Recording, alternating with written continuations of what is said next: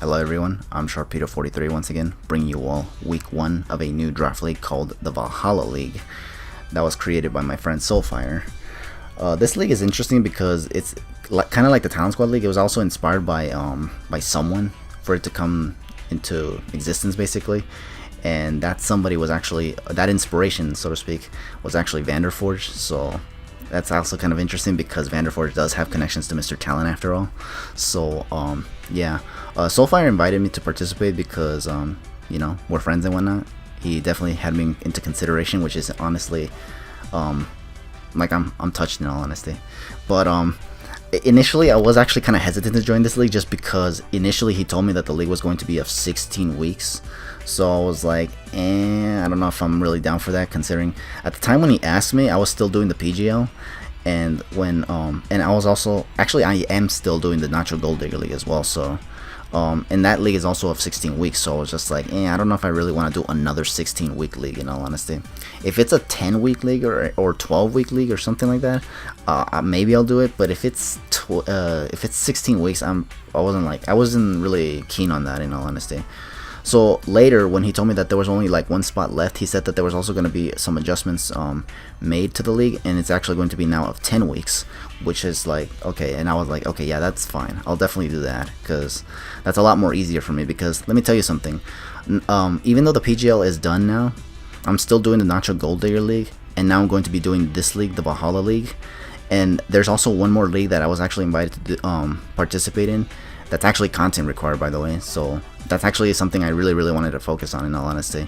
But because Soulfire is my friend, honestly, I definitely wanted to participate. It's just that the way he described the league at first, I just wasn't sure if I'd be able to or if I could, honestly. But thankfully he made it so that it's 10 weeks, because now that's actually more manageable. So yeah, so here I am now in the Valhalla League now. This is gonna be season 1 because this league is very new.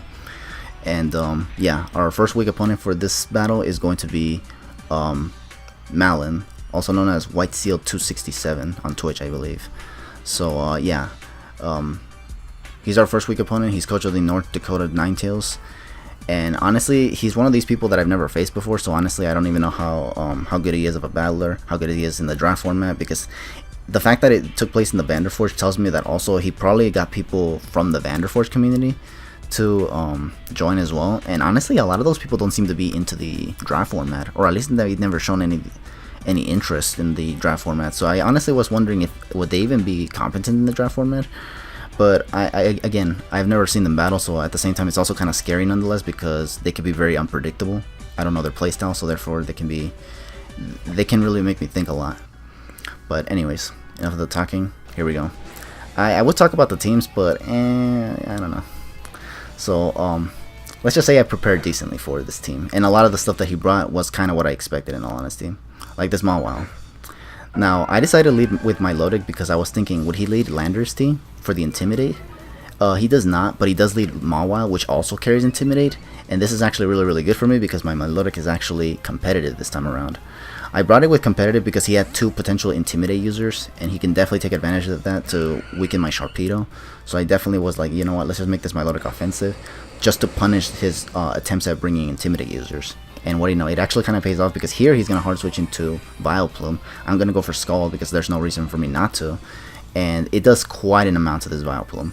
I do switch it up to Ice Beam though, because the Black Sludge recovers a good number of its HP back, and I don't want him to just survive with Scald and then retaliate with a Sleep Powder and then just have me sleeping while he gets a free switch in. So yeah, so I just went for Ice Beam. I do take out the Vileplume, which is really nice.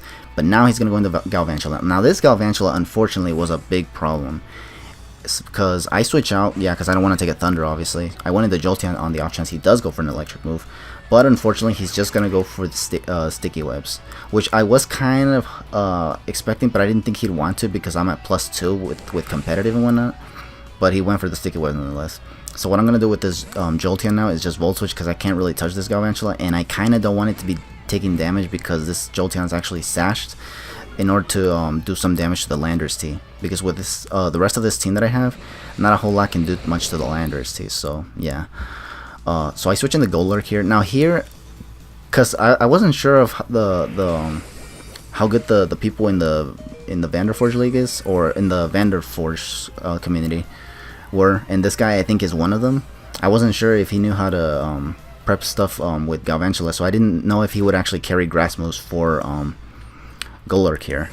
But as you can see, he actually does. He has Giga Drain. And I went for Stealth Rocks because I honestly was kind of hoping he wouldn't carry the grass move. Again, I didn't know if he would bring it or not, but I was just hoping he wouldn't. But alas, he brought it. So yeah. Now because of this, I'm forced to switch out yet again. I go into Armaldo. This was probably a misplay because in retrospect, I think I should have gone into Bronzong if I was anticipating the Giga Drain. But because what I'm going to do right here now, this was also another misplay, by the way. After this guy goes for Thunder on my Armaldo and gets a Paralysis, I'm just going to go for the Rapid Spin. This is kind of pointless, just because he's going to get them back up anyway. What I should have done was probably switch into Bronzong and just start hitting Toxic and then Gyro Balls just to weaken this Galvantula, because the problem with this Galvantula is that I have no switch-ins for it.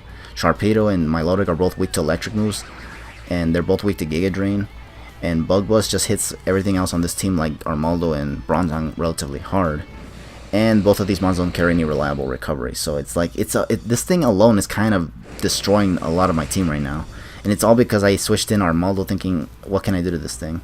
But I couldn't do anything because the only moves I had was knockoff, and I kind of was desperate to getting the sticky webs off, but again I just realized that it was kind of pointless because this Galvantula is still going to be doing a lot of damage in the process, and he did get his sticky webs back up in the process. So yeah, here with this Bronzong, I just went for a couple Gyro Balls here just to weaken it, but because I don't want him to take out my Bronzong just yet, because he has a Landorus that can just spam Earthquake if he takes it out, I'm going to sack this Golurk. So he does take out my Golurk with a Bug Buzz. Now here I'm going to get a free switch into Jolteon. Because he got the sticky webs up though, unfortunately it is going to outspeed me, and it's going to get some free damage breaking my sash, unfortunately.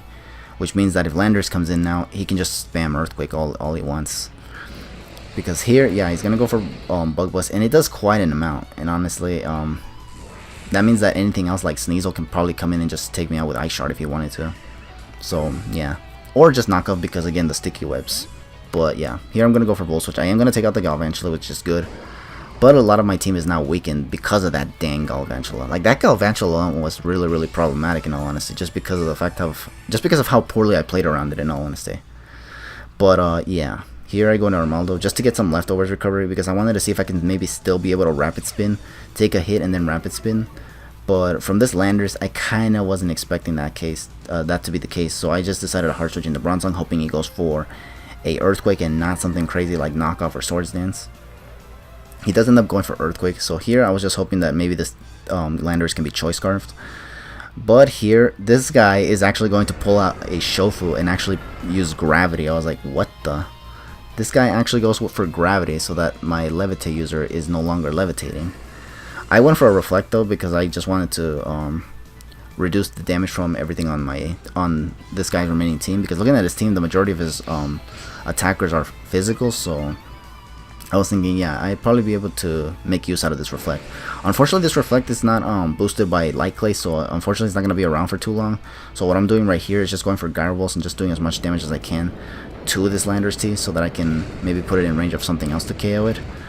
So yeah, here he's going to go for the Earthquake now. Take out my Bronzong. And now I'm just going to go straight into Sharpedo. Now here, I don't know what set this Landorus is, but it has Swords Dance. Seeing how it has Swords Dance made me think that maybe it's going to be Z-move, but I kind of had to protect anyways because the Sticky Web slowed my Sharpedo down. So I definitely just have to go for the Protect. He does go for Earthquake, thankfully no Z-move from the looks of it. And if he had it, then he just didn't use it for some reason. But here, now I'm just going to go for the Mega Evolution straight up. I know I'm not at +1, but I kind of have to go for this Mega Evolution just to take out this Landorus team. Not to mention, he also has the Mega Mawile, which I think that I'm not going to have a switch into it anyway. So I think I just have to Mega Evolve, KO this Landorus, and just start attacking the Mawile and just get as much damage as possible so that I can take it out with something else.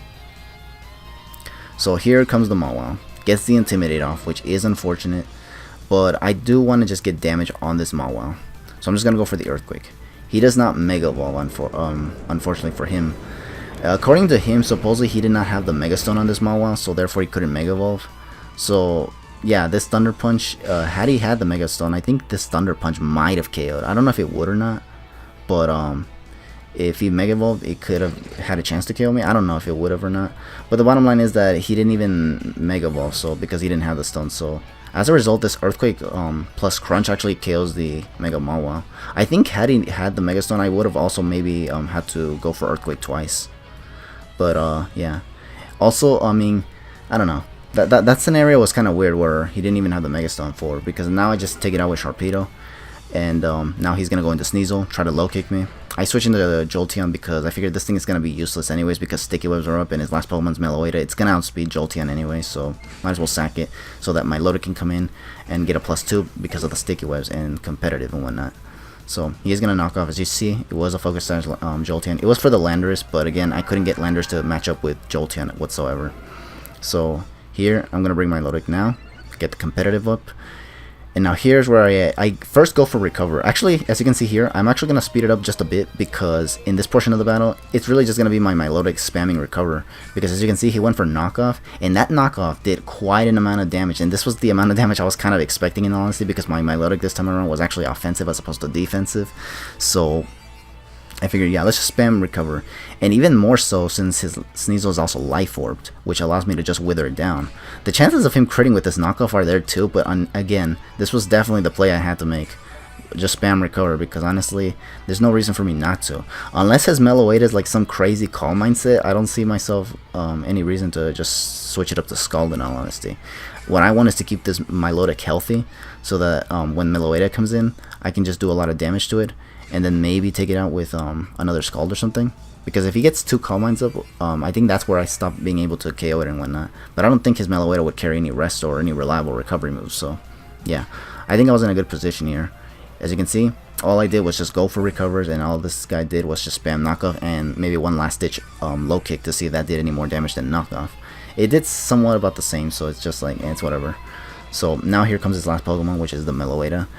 It's going to get the Pyroite form because what he's going to do here is just go for the Relic Song. Thankfully, this Relic Song does not put my Milotic to sleep because if he did put my Milotic to sleep, he could have probably won this in all honesty because, yeah, Relic Song does have a 10% chance to put you to sleep, but because Meloetta has Serene Grace, it's 20%, so it does have a 20% chance to put you to sleep. But thankfully, I did not get put to sleep, and I was just able to take it out with another Scald. So, yeah, we're going to win this 3-0 against our first week opponent. Mallen in the North Dakota Ninetales. 3-0. I think the only downside to this battle is honestly just the fact that the battle didn't really feel earned in all honesty, just because of the fact that this guy didn't even have the Mawile on his Mawile, allowing him to Mega Evolve. Because if he Mega Evolved, I don't know if he was guaranteed to win in all honesty. That really depends on the set that he had on that Mawile. Because look, I go for Earthquake with Sharpedo. It might have done at least, I think, half. I think it might have done at least half in terms of damage, and then it would maybe, just maybe, take me out with Thunder Punch. And if it does not take me out with Thunder Punch, if he has Sucker Punch, he might have been able to take me out. And then when my Loader comes in, I can maybe go for Scald, and he'll probably go for Sucker Punch, chipping my Milotic down. If Sneasel's knockoff did a lot to Milotic, the Sucker Punch from Mega Mawile might as well have as well. And if it doesn't take me out, it could have probably put me in range for Sneasel to take me out with knockoff afterwards. So, yeah. Again, I don't know if that would have guaranteed him to win in all honesty. Just because, I mean, I could also have tried a 50-50 around him if I catch him having Sucker Punch or something. But if he didn't, then I could have probably still won this anyways with just Milotic. Because as soon as Mawile goes down, what else did he have in his team? Just Sneasel and Milotic. I would have repeated the same process like once again. But yeah, it does suck that he didn't bring the Mawile, but again, I kind of was like, I don't know. I wasn't really paying attention to how he was making this team anyways, and I don't think it's my responsibility to do that, honestly. All I can say is next time just double check your team before getting into the battle. Cause honestly, it's kind of weird that you wouldn't have the Mawile. So, but oh well. Either way, that's gonna be week 1 of the Valhalla League. Thank you all for watching. As you can see, the Sylmar Sylveons are actually going to be able to win the first week of the Valhalla League, which is pretty nice. So just stay tuned for week 2 whenever that comes, and for now, just take it easy.